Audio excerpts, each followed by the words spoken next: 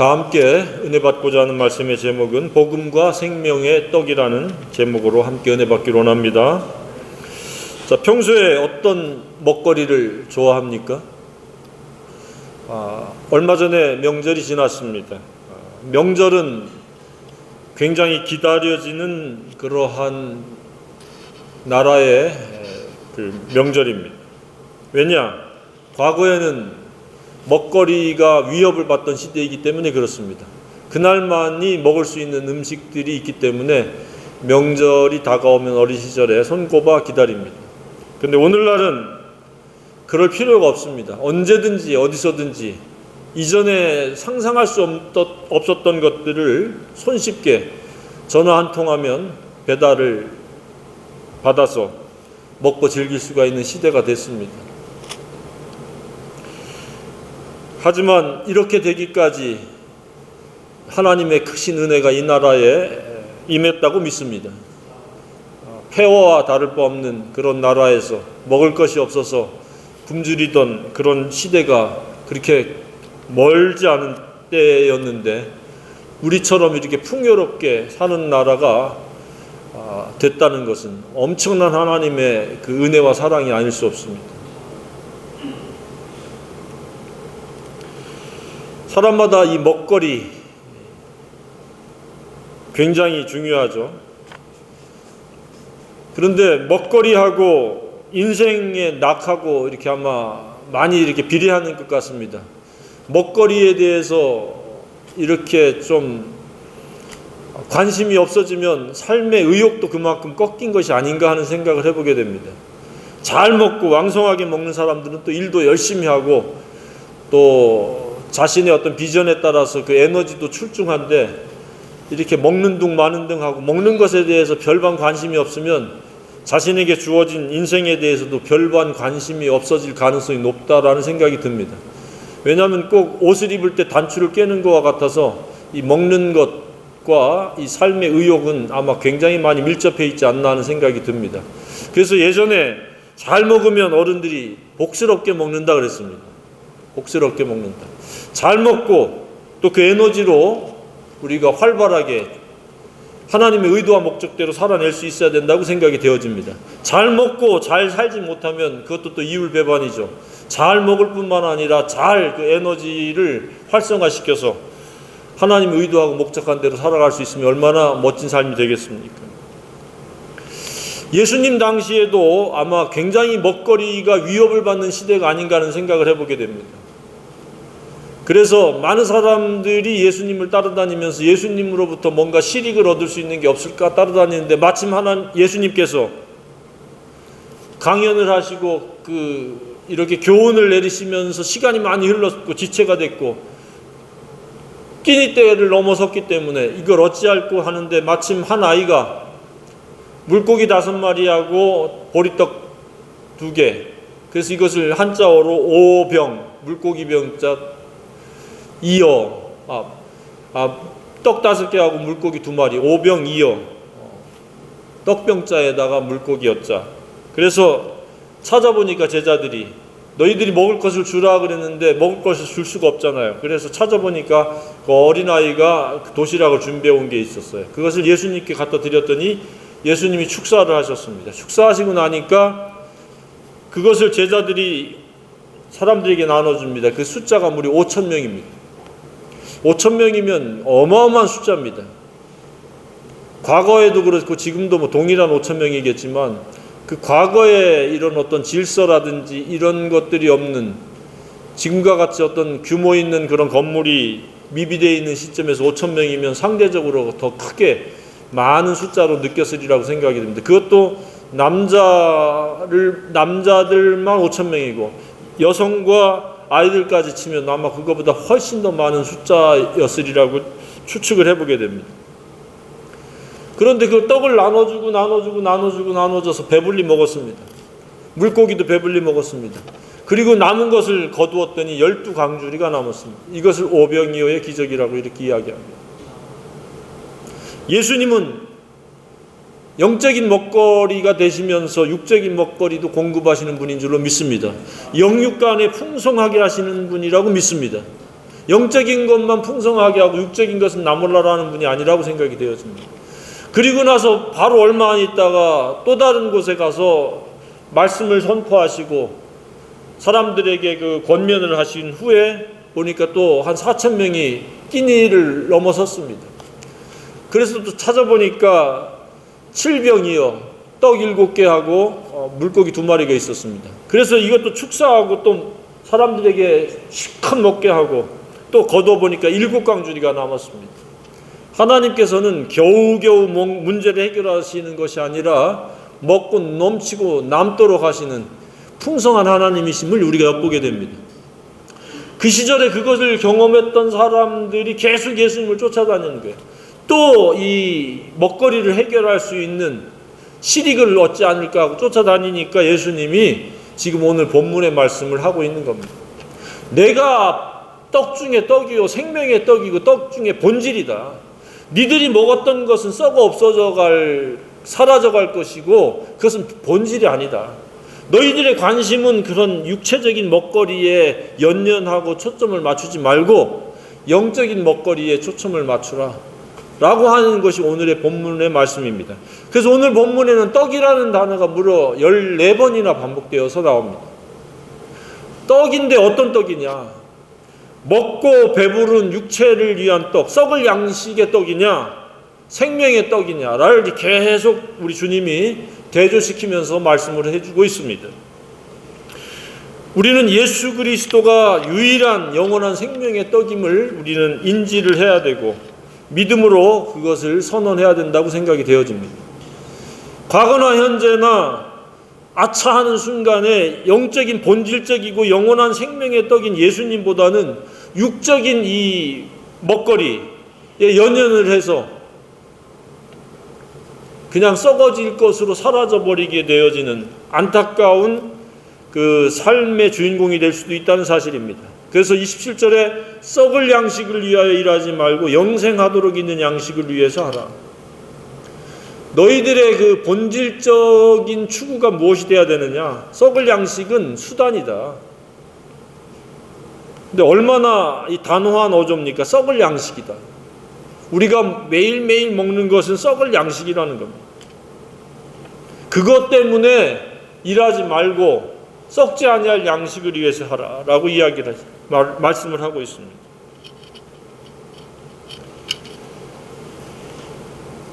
예수님 당시도 그랬고 바울 시대에도 그랬습니다. 많은 사람들이 이 썩을 양식만이 전부로 삼고 살아가기 때문에 바울은 장탄식을 하면서 그들에 대해서 그렇게 이야기를 합니다. 많은 사람들이 십자가의 원수로 행하는 일. 그들이 불신자들이 아닙니다. 교회에 소속되어 있고 교회 공동체의 일원이었는데 그들의 주된 관심사의 전부가 되어졌던 것은 먹거리였습니다. 저희의 신은 배요, 땅의 일을 생각하는 자라 그랬습니다. 먹거리가 그냥 예수님보다 더 앞섰고 더 중요한 포지션을 차지하고 있었다는 이야기입니다. 오로지 예수님만이 저와 여러분에게 있어서 첫 번째요, 두 번째요, 세 번째요, 모든 것의 모든 것이 되기를 원합니다. 그것을 위해서 우리가 썩을 양식을 위한 일부분의 수단의 일이 있는 것이지 썩을 양식을 위해서 우리가 시간을 사용하고 에너지를 사용할 수는 없습니다. 그것은 보조적인 것이요 일시적인 겁니다. 오로지 예수님만을 위해서 우리가 시간을 사용해야 된다고 생각이 되어집니다. 이처럼 떡은 두 가지의 떡이 있다. 썩어져 없어질 육체를 위한 떡이 있고 썩지 않고 영생하도록 있는 이 떡이 있다.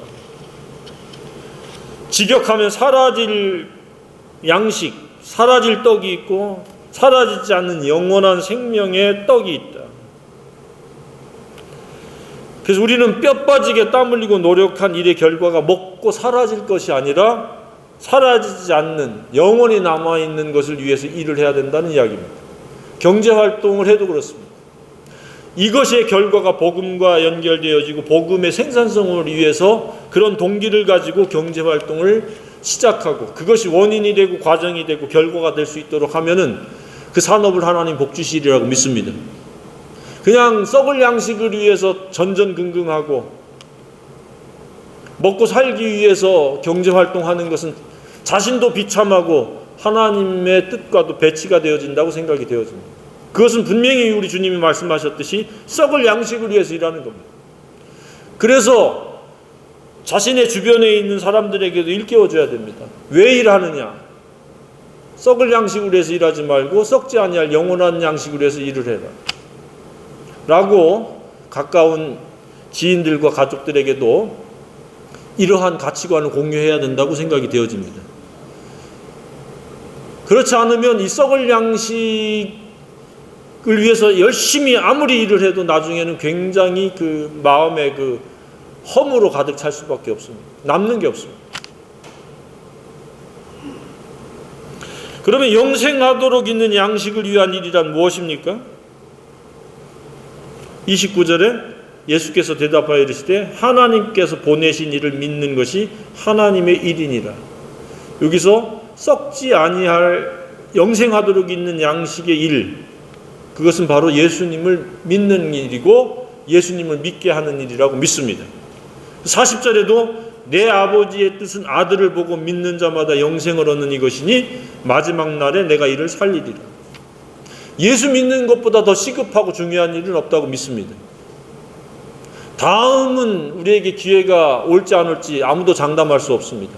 그래서 하루라도 빨리, 한시라도 빨리 예수를 믿는 것과 믿게 하는 일에 우리가 우선순위를 둬야 된다고 생각이 되어집니다. 이것이 바로 썩지 아니할 영생하도록 있는 양식입니다. 그러면서 예수님은 자신을 스스로를 밝힙니다. 그리고 설명을 합니다. 33절 상반절에 하나님의 떡이다. 그러니까 예수님의 이 교훈은 특징이 반복에 반복을 더하는 겁니다. 35절에도 보면 생명의 떡이요, 48절에도 생명의 떡이요, 38절 상반절에는 하늘에서 내려온 떡이요, 50절에도 그렇게 말씀하고 51, 58절 51절에서는 하늘에서 내려온 살아있는 떡이다. 부활하셨기 때문에 그렇죠. 세상의 생명을 위한 내 살이다. 51절에는 이렇게 자신을 셀프 설명을 하고 있습니다. 이것은 바로 예수님께서 십자가에서 죽으심으로 말미암는 희생 제물이 되심으로 영적인 유일한 먹거리가 되셨다는 이야기입니다. 그래서 우리가 주의 만찬을 할 때 예수님의 살과 피를 먹고 마시지 않습니까?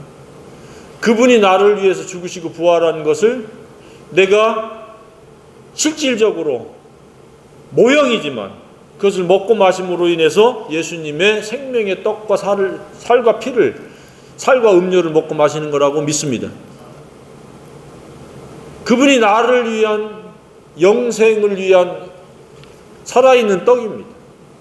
음료입니다.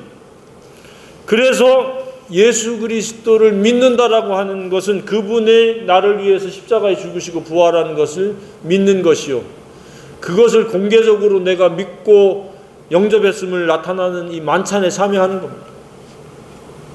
그러면서 그렇게 예수님을 먹고 마시면 어떤 결과에 이른다고 말씀하고 있습니까? 영생을 얻는 것 외에 어떠한 유익이 있다는 이야기입니까? 놀라운 약속이죠. 이런 하늘에서 내려온 생명의 떡에 대해서 설명하니까 34절에 당시에 그 군중들이 그렇게 예수님께 요청을 합니다. 그들이 이르되 주여 이 떡을 항상 우리에게 주소서. 항상 달라고 이렇게 이야기합니다. 그러니까 예수님이 대답합니다. 35절에 예수께서 이르시되 나는 생명의 떡이니 내게 오는 자는 결코 줄이지 아니할 터이요 나를 믿는 자는 영원히 목마르지 아니하리라. 이 군중들은 아직도 육체의 먹거리로 그 개념을 이해하고 있는 겁니다. 예수님은 그런 너희들의 육체의 먹거리가 아니고 계속 지금 반복을 거듭하면서 생명의 떡이다. 그러면서 내게 오면은 줄이지도 않고 목마르지도 아니할 것이다. 두 가지가 해결될 것이다. 이 두 가지 해결은 굉장히 중요한 의미가 있습니다. 어떤 의미가 있습니까? 사람은 욕망의 피조물입니다. 그래서 기본 욕구를 사람들이 식욕, 수면욕, 배설욕이라고 이렇게 이야기를 합니다. 그리고 또 1차원의 욕구가 해결되면 2차원의 욕구, 3차원의 욕구를 발전해 나가는데 의식주가 해결되어지면 안정의 욕구를 희구하게 되고, 그러니까 이제 주거 문제라든지 집을 소유하려고 하고, 세 번째는 이제 인정의 욕구, 어떤 자신을 자랑하고 내세우고 싶어지는 그 명예의 욕구, 욕구가 끝도 없습니다. 그런데 예수 그리스도께 나오면 결코 줄이지 아니한다. 그런 욕구로부터 자유하게 될 수 있다라고 하는 선언입니다. 실제로 예수님을 만나면 이 세상에 있는 것, 보는 것, 듣는 것, 갖는 것들에 대해서 그것은 수단이지 그것에 연연해지지 않는다는 사실입니다. 예수 그리스도로 말미암아 그런 욕구를 잠재울 수 있고, 그런 욕구에 시달리지 않고 휘둘리지 않는 저와 여러분이기를 원합니다. 그렇게 되려고 노력하는 게 아니라 예수 그리스도의 살과 피를 먹고 마시면서 그 생명의 떡을 먹고 그 보혈을 먹고 마시면 그런 것들은 굉장히 사소한 것들로 전락합니다. 사람들은 그것을 절대화시키고 마음과 정신을 다 빼앗길 수 있을지 모르지만, 예수 그리스도 안에서 예수 그리스도로 더불어 살아가는 사람은 예수 그리스도로 말미암아 희노애락을 누리게 됩니다. 예수님으로 기뻐하고, 예수님으로 즐거워하고, 예수님으로 슬퍼하고, 예수님 때문에 기꺼이 고난을 받게 되는 겁니다. 저와 여러분의 생애는 먹거리나 소유 때문에 희노애락이 이루어지는 것이 아니라 오직 예수님 때문에 희노애락이 이루어지기를 원합니다. 슬픈 것도 예수님 때문에 슬픈 겁니다. 예수의 마음을 가졌기 때문에 예수 믿지 않는 사람들을 볼 때 슬퍼져야 됩니다. 그것들이 가족과 친척이면 더욱 그렇습니다. 그들은 그들이고 나는 나가 아닙니다. 예수님이 내 마음속에 자정하고 계시면 누가 시키지 않아도 그런 마음이 드는 겁니다. 또 다른 표현으로 안쓰러움을 갖게 되는 겁니다. 주위에서 예수로 희노애락을 누리지 않는 크리스찬이 있으면 그들이 안쓰러운 겁니다. 예수로 살아도 부족할 판인데 예수를 배제시키고 살아간다? 먹을 것으로, 소유로, 인정욕으로 기뻐하려고 시도한다? 굉장히 안쓰러운 존재가 되어지는 겁니다. 저와 여러분은 잠시라도 안쓰러운 존재가 되지 않기를 원합니다. 이것을 또 다른 표현으로 성령을 근심시킨다 이렇게 이야기합니다. 성령은 사랑의 관계이기 때문에 사랑에서부터 눈을 다른 데로 돌리고 사랑과 역행하게 될 때 성령님은 근심하고 슬퍼하십니다. 안쓰럽게 여기는 겁니다.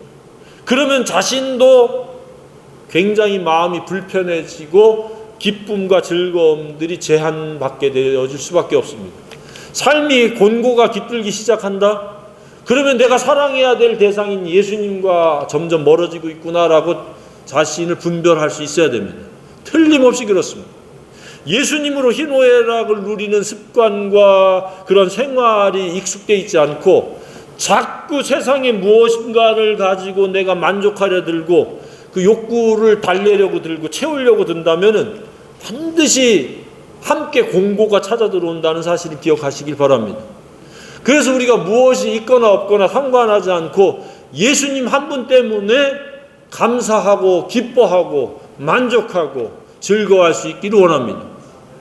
나는 예수 그리스도 사랑 안에서 하나님과의 관계를 맺은 하나님의 자녀라는 이 한 가지의 놀라운 사실만으로도 충분히 감사할 수 있고 기뻐할 수 있다고 믿습니다. 근데 믿음이 없으면, 믿음에서 점점 얇아지면 예수로 말미암아 희노애락이 이루어지지 않습니다. 빌립보 교인들처럼 땅의 일을 생각하고 먹거리가 신이 되어서 하나님의 자리에 먹고 사는 것이 놓여져 가지고 십자가의 원수로 행할 가능성이 높습니다. 그러면 다 잃어버리는 겁니다. 하나님의 나라 임재도 누리지 못하고 세상에서 밟히는 존재요, 안쓰러운 존재, 안타까운 존재가 되어지는 겁니다. 우리가 그렇다고 경제활동을 하지 말라는 것이 아닙니다. 경제활동을 열심히 해야 됩니다. 지혜를 구하면서 해야 됩니다. 그러나 그것이 바로 십자가 복음을 위해서, 예수님이 되도록 하기 위해서 그렇게 경제활동을 해야 된다고 믿습니다.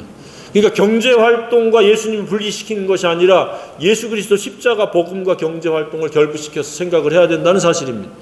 그렇지 않으면 단순히 썩어질 일을 위해서 에너지를 소비하고 낭비하는 거예요.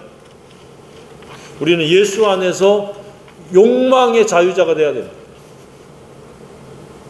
끊임없이 사탄은 그러한 우리의 탐심을, 우리의 정욕을, 우리의 어떤 사람들 앞에 자랑하려고 하는 이 허세를 엄청나게 자극을 합니다.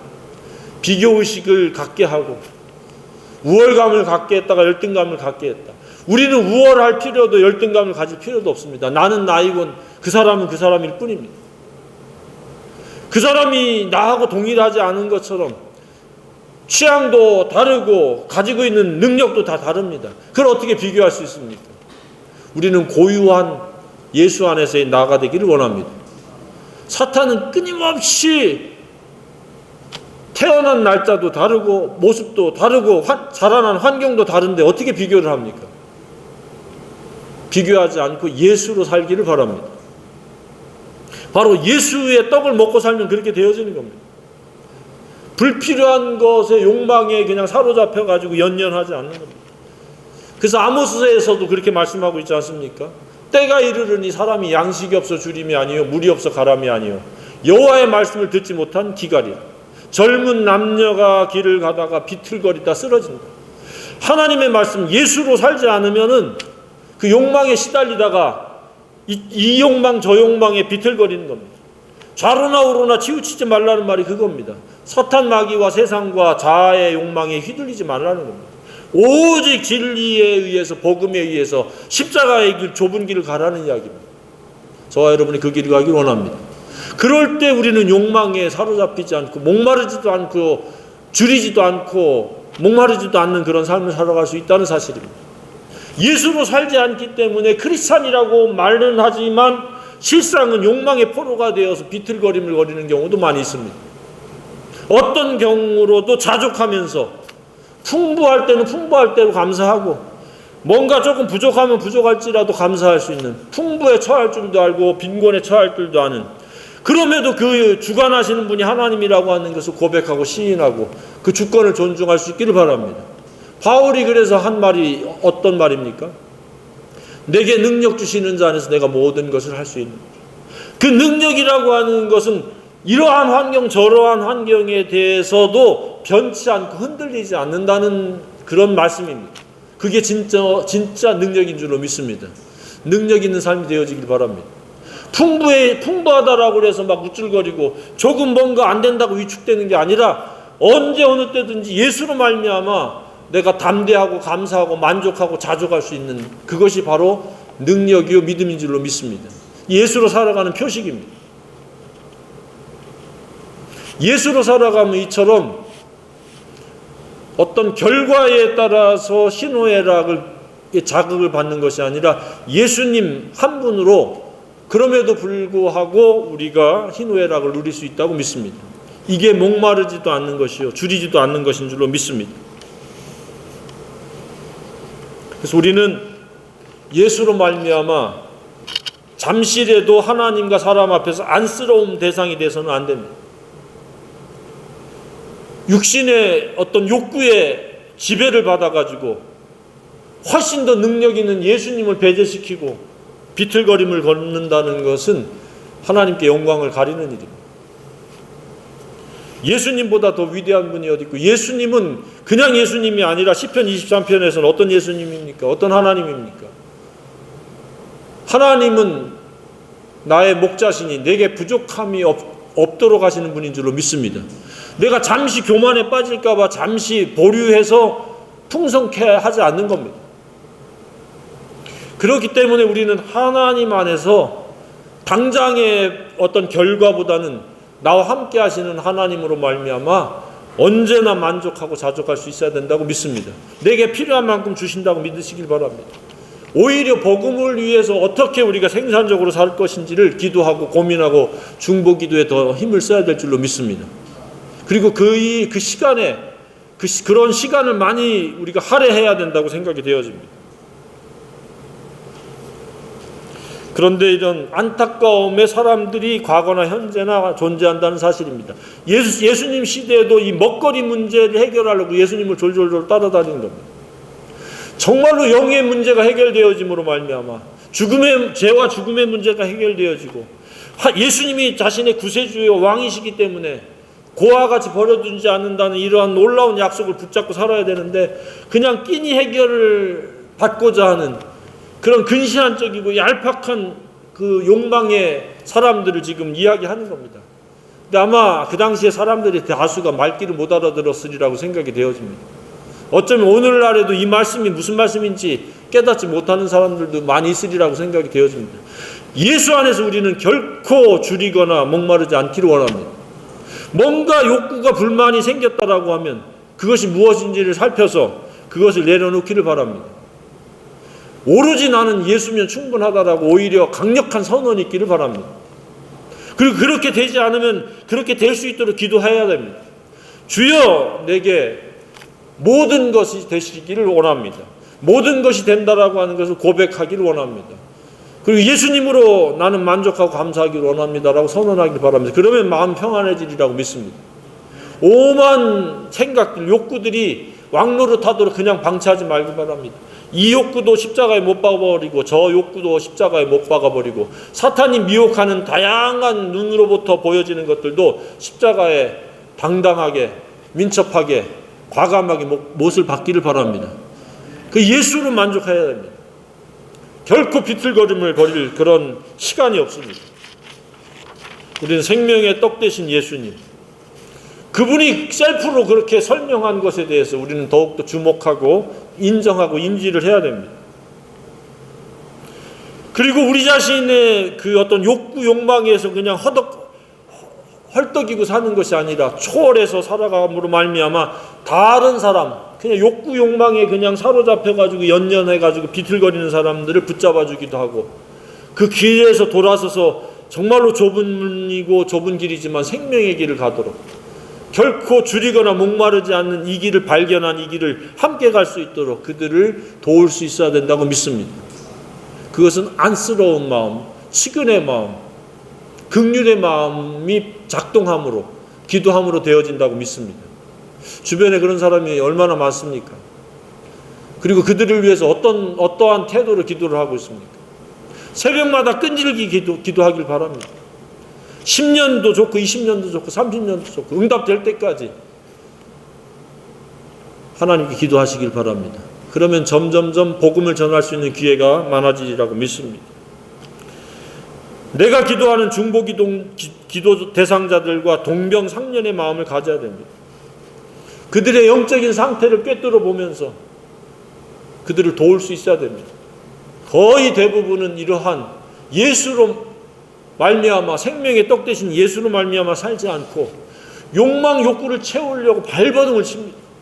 수단과 방법을 가리지 않으면 그건 범죄입니다. 나름 그냥 땀 흘려서 열심히 하면 괜찮은데 그걸로는 되기 힘들다고 생각하면 이제 불법을 동원하면 그것이 범죄입니다. 그건 사회적으로도 범죄예요. 하나님께도 범죄입니다. 점점점 역기능적이고 악순환을 많이 유발시키는 겁니다. 저와 여러분은 예수를 믿는 일, 예수님을 믿게 하는 이 놀라운 이 하나님의 일, 썩지 아니하는 영생하도록 있는 일을 위해서 보다도 관심을 쏟고 뜻을 모으고 힘을 합해야 된다고 믿습니다. 그리고 그렇게 살 수 있는 우리에게 기회를 주고 우리의 영안을 열어주고 이것을 인지할 수 있고 깨달을 수 있다는 이 놀라운 하나님의 은혜를 감사해야 될 줄로 믿습니다. 생명의 떡 되신 예수님, 값없이 공짜로 지금도 예수님은 생명의 떡이 되십니다. 많은 사람들에게 두루 이 생명의 떡이요 생명의 음료를 제공하는 저와 여러분의 남은 생애가 되기를 간절히 소망합니다.